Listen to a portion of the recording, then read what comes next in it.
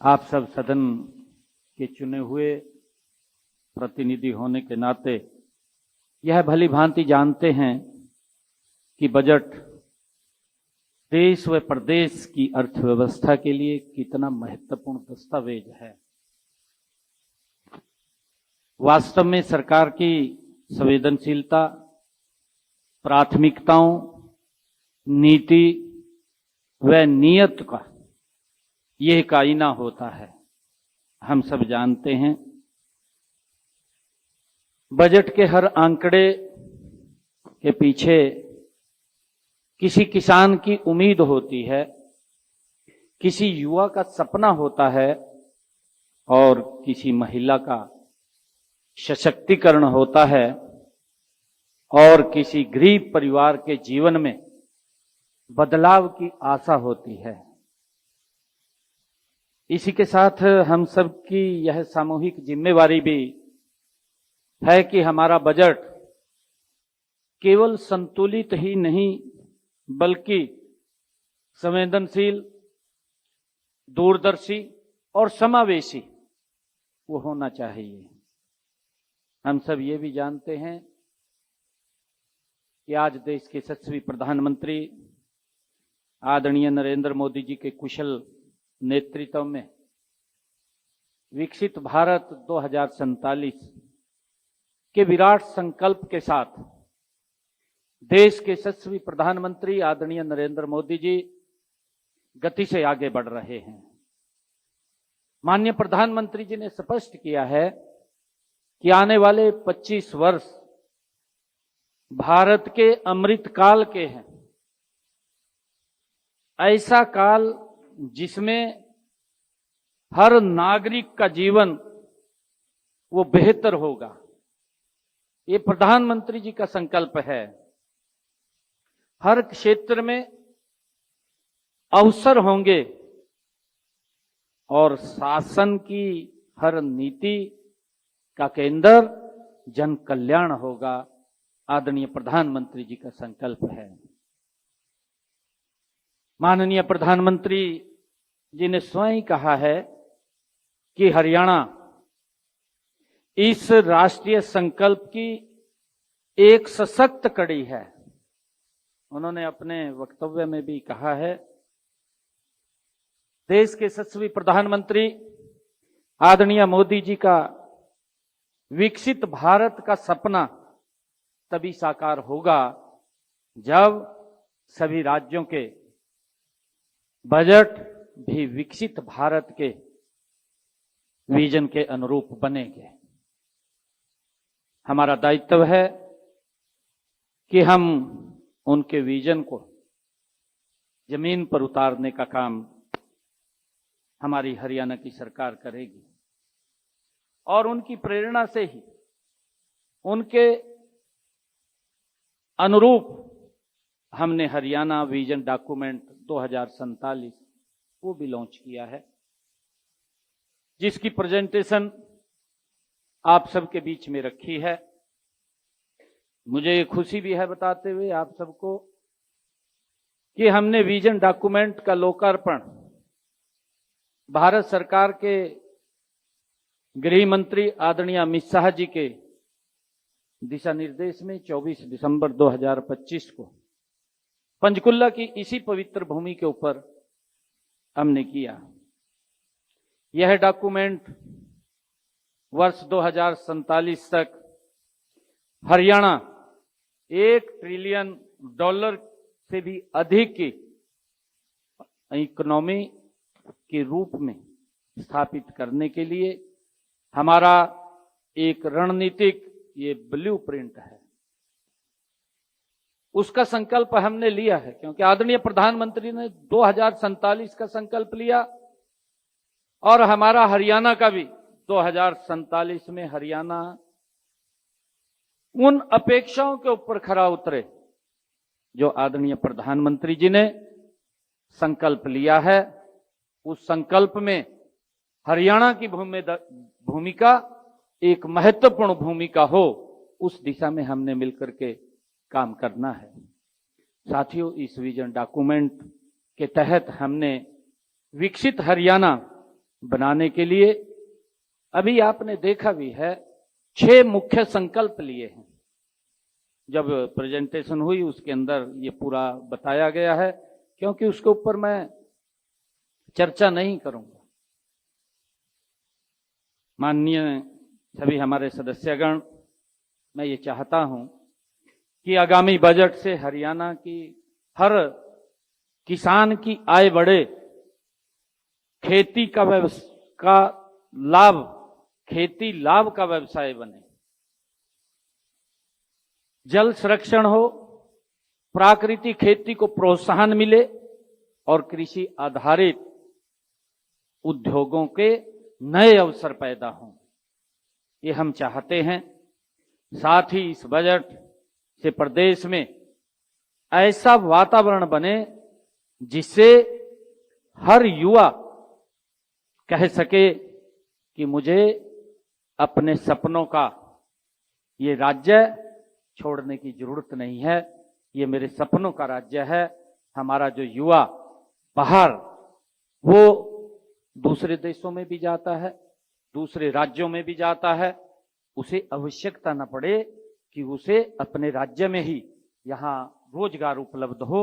हम ऐसा यहाँ पर अपना बजट उनके सपनों का राज्य ये छोड़ने की आज जरूरत है। साथियों, महिलाओं का सशक्तिकरण, शासन की दैनिक सोच ये होनी चाहिए। हमारा यह भी प्रयास रहेगा कि गरीब, वंचित, पिछड़े और अंतिम पंक्ति में खड़े व्यक्ति तक सरकार की योजनाओं का लाभ वो पारदर्शिता के साथ पहुंचना चाहिए। ये सरकार हमारा इसको सुनिश्चित करना ये हम सब की जिम्मेवारी है।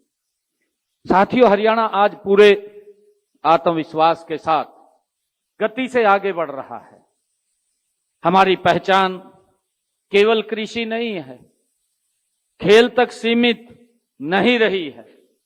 साथियों, आज हरियाणा उद्योग, स्टार्टअप, लॉजिस्टिक, आईटी और मैन्युफैक्चरिंग में भी अपनी सशक्त उपस्थिति आज दर्ज करा रहा है।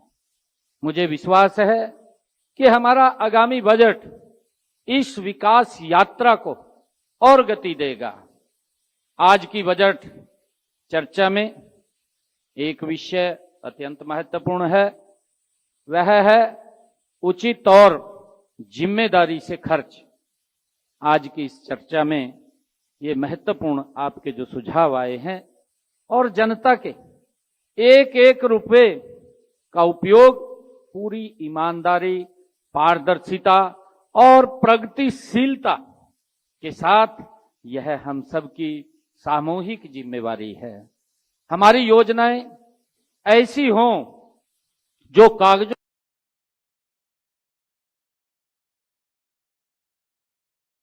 दिखें।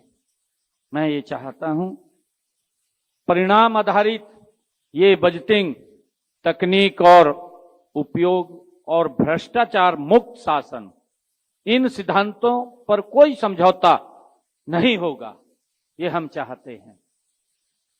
आदरणीय सभी सदस्यगण हमारे यहां बैठे हैं। पिछले वर्ष हमने जब बजट पूर्व परामर्श वो किया था, अलग अलग स्टेक होल्डर से हमने बात किया था, उसमें लगभग हमारे सामने हरियाणा प्रदेश के अंदर 1592 महत्वपूर्ण सुझाव आए थे और उनमें से हमने 706 सुझाव शामिल किए थे। और मुझे खुशी है बताते हुए कि इसमें इसी स्थान के ऊपर हमने ये पूर्व बजट परामर्श की बैठक यहां किया था।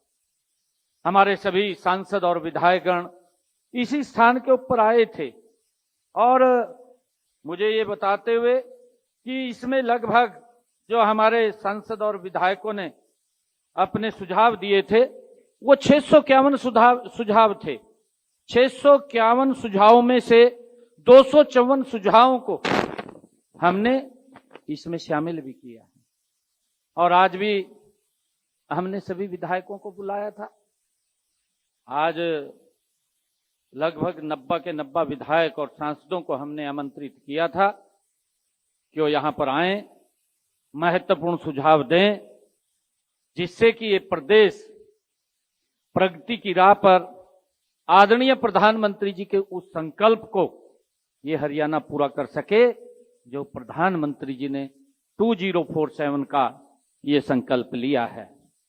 परंतु अब की बार शायद उनकी तरफ से सुझाव से हम वंचित हैं, और क्योंकि उनको हमने यहाँ पर सभी को आमंत्रित किया था कि आप अपने सुझाव हमें अवश्य देंगे, जिससे कि प्रदेश हित के अंदर उसका लाभ मिल सके। और मैं बताना भी चाहता था कि 651 सुझावों में से विधायकों के, आप सब की जानकारी में है कि पिछला जब बजट था उसमें सभी विधायक आए थे और लगभग उसमें सुझाव दिए थे। 651, 254 उसमें शामिल किए गए थे। साथियों, हमारी सरकार ने बीते 11 वर्षों में ई गवर्नेंस और डायरेक्ट बेनिफिट ट्रांसफर और टेक्नोलॉजी आधारित निगरानी के माध्यम से शासन को और अधिक पारदर्शी ये हमारी सरकार ने बनाया है। साथियों, क्योंकि विपक्ष की अपनी भूमिका होती है और विपक्ष अपने तरीके से बात को करता है। हमने आज भी, जैसा मैंने कहा है कि हमने उनको आमंत्रित किया था कि आज यहां पर आएं और उनके महत्वपूर्ण सुझाव हमें मिलें।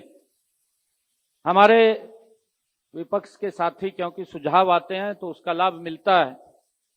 हरियाणा की वित्तीय स्थिति पर वो लगातार सवाल उठाते रहते हैं और मुझे लगता है कि वे आंकड़ों से नहीं बल्कि आकांक्षाओं और राजनीतिक जो एक हताशा है उससे वो संवाद कर रहे हैं।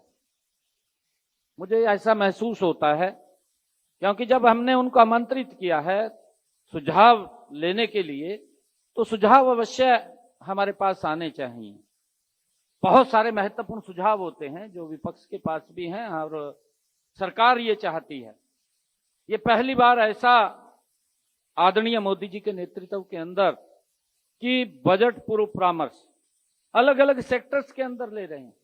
और मुझे ये बताते हुए खुशी भी है कि हमने जहां जहां पर हम गए हैं, क्योंकि उस विभाग का हमने पिछले बार कितना बजट घोषित किया था वो भी हमने स्क्रीन के ऊपर उसी स्टेक होल्डर्स की बैठक के अंदर हमने उनको दिखाया है और ये भी बताया है कि हमने इसके ऊपर इतना खर्च किया है, इतना पैसा खर्च हो गया है और बाकी के अभी उसके ऊपर गति से काम चल रहा है। कुछ के टेंडर हो गए हैं, कुछ टेंडर की प्रक्रिया में है और जल्दी जो हमने बजट की अनाउंसमेंट किया था उस बजट को हम पूरा खर्च करने वाले हैं। और हमने उसी कड़ी को लेकर के 29 तारीख को भी सभी माननीय मंत्री गणों के साथ और हमारे जो विभागों के सेक्रेटरीज हैं उनके साथ बैठने का भी ये बना रखा है कि अलग अलग समय के अंदर हम बैठेंगे। उसके अंदर भी ये बैठ करके डिस्कशन होना है कि कितना बजट हमने पिछली बार घोषणा किया था और कितना वो खर्च हो गया है। अगर खर्च नहीं हुआ तो क्यों खर्च नहीं हुआ। हमारे मंत्रीगण भी साथ रहेंगे और हमारे सेक्रेटरीज भी साथ रहेंगे।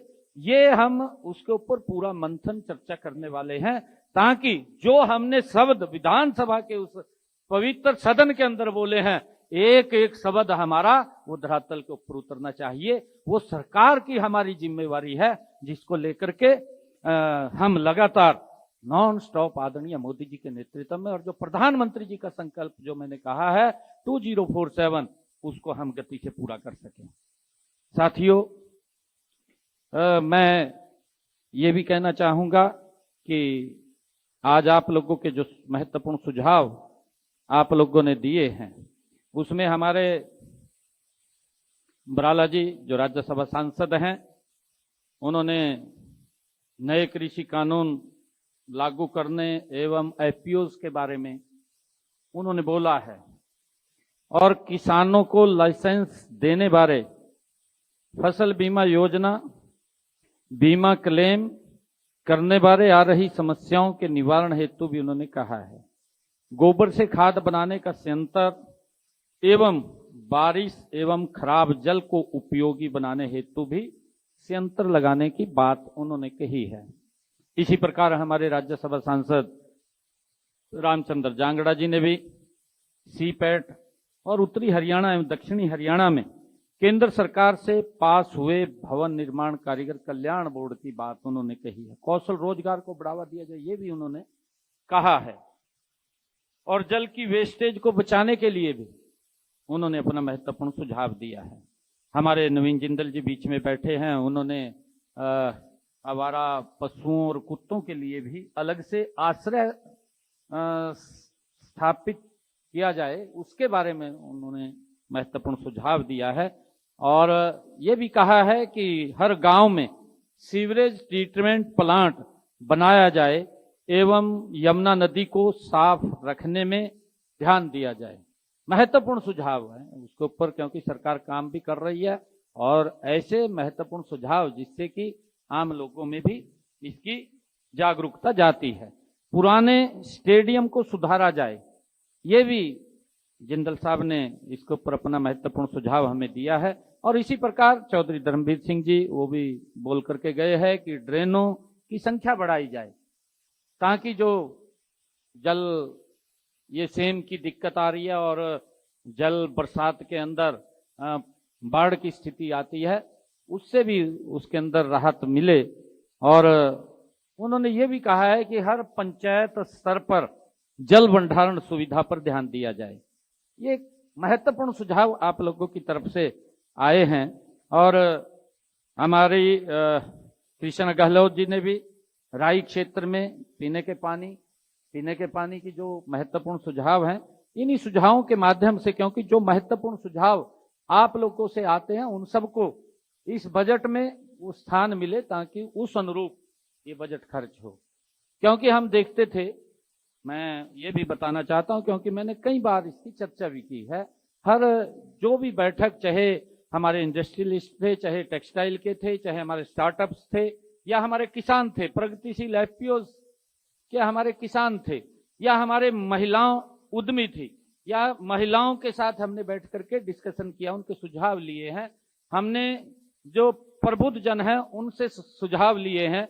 और जो हमारा विजन डॉक्यूमेंट 2047 हमने गुरुग्राम के अंदर लगभग पूरे दिन का एक सत्र चलाया और उस पूरे दिन के सत्र के अंदर हमने एक्सपर्ट्स बुलाए, हमने उनके सामने ये पूरा का पूरा विजन ये भी रखा, इसके ऊपर चर्चा भी की है कि हम 2047 के अंदर हरियाणा को इस दिशा के अंदर ले जाना चाहते हैं। उसके अंदर आप लोगों के क्या सुझाव हैं? एक्सपर्ट्स उसके अंदर आए, अलग अलग वर्ग के लोगों को हमने बुलाया और उसके अंदर बैठ करके चर्चा की। हमारे एक उच्च स्तर का अधिकारी उस ग्रुप के अंदर बैठा और ग्रुप के अंदर बैठ करके उनसे चर्चा विचार विमर्श किया। जब हमने पूरा का पूरा प्रेजेंटेशन उनके सामने रखी तो एक अधिकारी फिर उसके बाद प्रेजेंटेशन के बाद उनके बीच में बैठा और उनसे महत्वपूर्ण सुझाव लिए। उसके अंदर बहुत सारे एक्सपर्ट्स, वैज्ञानिक और प्रबुद्ध जन उसके अंदर थे, उनके बड़े महत्वपूर्ण सुझाव आए जिससे कि हम उस मार्ग के ऊपर के ऊपर गति से बढ़ सके जो आदरणीय प्रधानमंत्री जी का संकल्प है, विकसित भारत, और विकसित भारत में विकसित हरियाणा, ये गति से आगे हो, उसको लेकर के हमने उसके ऊपर बैठ करके काम किया है। और मैं सभी मंत्रीगण और हमारे सभी विधायकगण यहां पर हैं कि आप लोगों ने बड़े महत्वपूर्ण सुझाव दिए हैं। मैं आप लोगों से यह भी कहना चाहता हूं क्योंकि नवीन जिंदल जी ने कहा था कि अभी और भी कुछ सुझाव ऐसे हमारे पास हैं महत्वपूर्ण। हमने इसको लेकर के पहली बार AI बेस्ड चैट बॉक्स उसको हमने लॉन्च किया और वो प्रदेश के लोगों के साथ किया, एक नंबर भी दिया, क्योंकि उस नंबर को अगर डायल करके वो बात करेगा तो हमारा चैट बॉक्स उससे बात करेगा, उससे जो क्वेश्चन पूछेगा तो वो उससे बताएगा, व्यक्ति बोलता रहेगा और वो उसको सारे को संलग्न करके वो हमें देगा। और मुझे खुशी है बताते हुए ये कि जो AI चैट बॉट ये है जिसकी शुरुआत हमने 6 जनवरी 2026 को बजट से संबंधित सुझावों को आम जनता से, कि प्रदेश का कोई भी व्यक्ति ये अपने सुझाव हमें दे सके, उसको हमने ये लॉन्च किया था।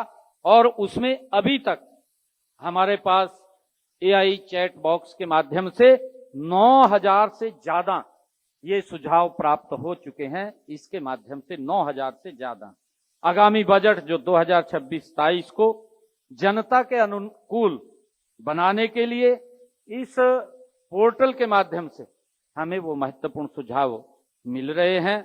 मैं आपसे भी ये अनुरोध करूंगा कि जो हमारे सांसदगण हैं, हमारे विधायकगण हैं, जो यहाँ नहीं पहुंच पाए या किसी के पास और ऐसा सुझाव ध्यान में आ जाए कि ये महत्वपूर्ण सुझाव है, मुझे देना चाहिए, आप जो आपकी टेबल के ऊपर या बैग के अंदर जो QR कोड उसको स्कैन करेंगे आप, और स्कैन करेंगे तो आप इस AI बेस्ड जो हमारा चैट बॉक्स है उसके साथ जुड़ेंगे, आप महत्वपूर्ण सुझाव उसके ऊपर भेज सकते हैं।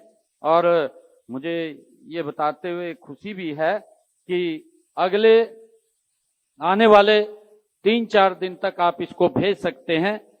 समय सीमा के कारण 31 जनवरी के बाद ये मिलने वाले सुझावों पर हम विचार करेंगे और उनको इसमें संलग्नित करके ये बजट के अंदर महत्वपूर्ण सुझाव शामिल होंगे। तो मेरा आग्रह है कि आप सब उसके अंदर अगर कोई और महत्वपूर्ण सुझाव आपके पास आए तो इसके अंदर अवश्य उसको शामिल करिएगा। और मुझे ये भी खुशी है कि देश के यशस्वी प्रधानमंत्री आदरणीय नरेंद्र मोदी जी के कुशल मार्गदर्शन में आप सभी जनप्रतिनिधियों के सहयोग से जनता के विश्वास के साथ हम निश्चित रूप से विकसित भारत, विकसित हरियाणा के संकल्प को हम मिलकर के साकार करेंगे। मैं ऐसा विश्वास आप लोगों को दिलाता हूं। मैं आप सभी का इस सार्थक संवाद जो आपने आज इसमें शामिल होकर के अपने महत्वपूर्ण सुझाव आपने दिए हैं, सकारात्मक सुझावों के सहयोग के लिए मैं हृदय से आप सबका आभार भी व्यक्त करता हूं। मुझे विश्वास है कि इन सभी सुझावों पर गंभीरता से विचार करके हम एक ऐसा बजट गढ़ेंगे जी हरियाणा के हर नागरिक के चेहरे पर विश्वास और उम्मीद की मुस्कान लाएगा। मैं आप सबका बहुत बहुत धन्यवाद करता हूं। इन्हीं शब्दों के साथ जय हिंद, जय भारत, जय हरियाणा।